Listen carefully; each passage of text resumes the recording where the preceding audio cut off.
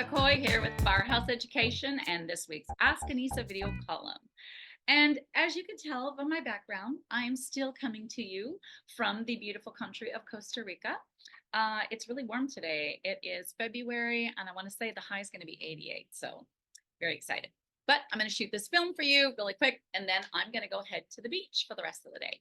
So our question that came in from Raymond, and he said, "Hey, Annissa, we recently watched the video on time and material as opposed to Xactimate pricing.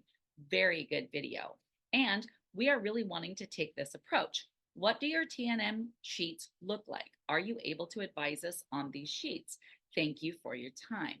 Okay, Raymond. Well, I'm very glad that you like that video, and I'm very glad that you're going to be doing the T&M billing. So when I say T&M billing, also, I want to say that I kind of do a hybrid of T&M and specialty bid. So it's kind of a mixture of both. So my sheets look like very detailed. So like here you'll see I've got like a critical supply sheet that I call. And this is where I track on every single job how much of each item that I use, because you have to remember that you have to track every single piece of material that you use on a job: garbage bags, Ziplocs, boxes, shrink wrap, bubble wrap, because mattress covers, right? Chair covers. Because if you're doing T&M and you don't track the material, you're missing a big part of what you're billing for, right?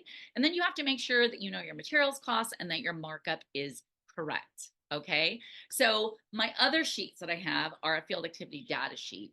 And there, as you can see here, I'm separating out the different tasks that are being done.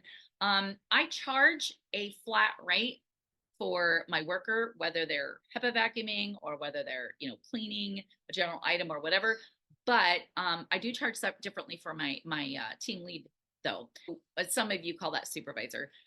But I want detail of what went down, because the more detail that I can give and the more thorough that my invoice is without being like writing a book is very important, because then my adjusters are going to get my bills right through. They're not going to have a bunch of questions for me. Okay.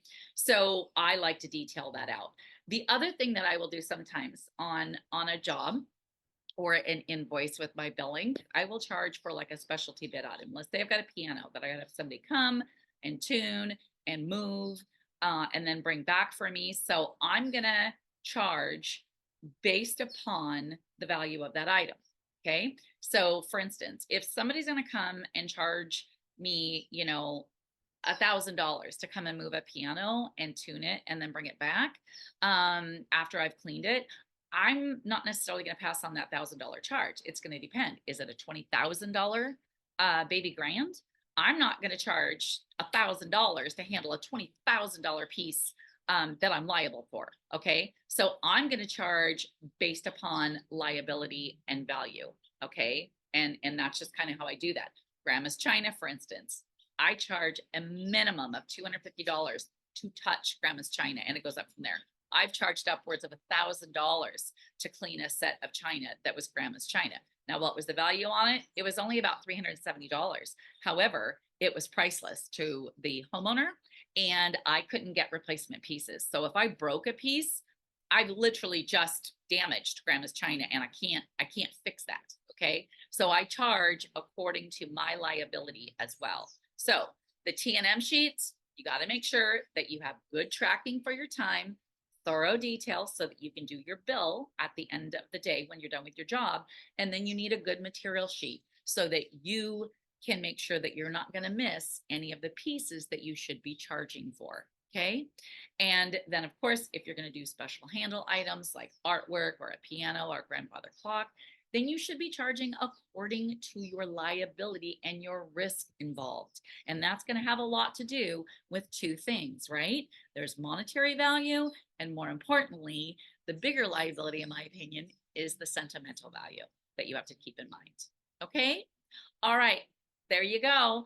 And if you ever wondered what kind of billing that I like to do, there you have it. It's time and materials with some specialty bid items potentially thrown in there. Okay. All right. Well, I hope that answered your question and will help some of you out. Be sure that you are a super cool kid. Go on over to rnrmagonline.com and be sure that you are subscribed to not only the e-magazine, but to this newsletter so that you get these videos as well as lots of other awesome videos that will come out in the e-newsletter exclusively in your email inbox every Friday. Okay. All right. Well, you know the drill. Shoot me that email in the subject line, put Ask Annissa, and then send it to Annissa@barhouseeducation.com. And if you do that, guess what? I just might feature you on next week's Ask Annissa video column.